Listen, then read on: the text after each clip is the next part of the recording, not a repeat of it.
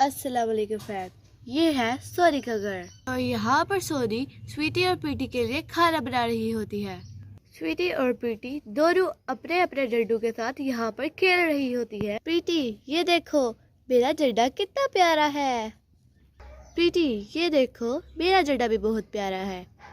नहीं, मेरा झंडा ज्यादा प्यारा है। नहीं, मेरा झंडा ज्यादा प्यारा है। मेरा मेरा मेरा नहीं, मेरा।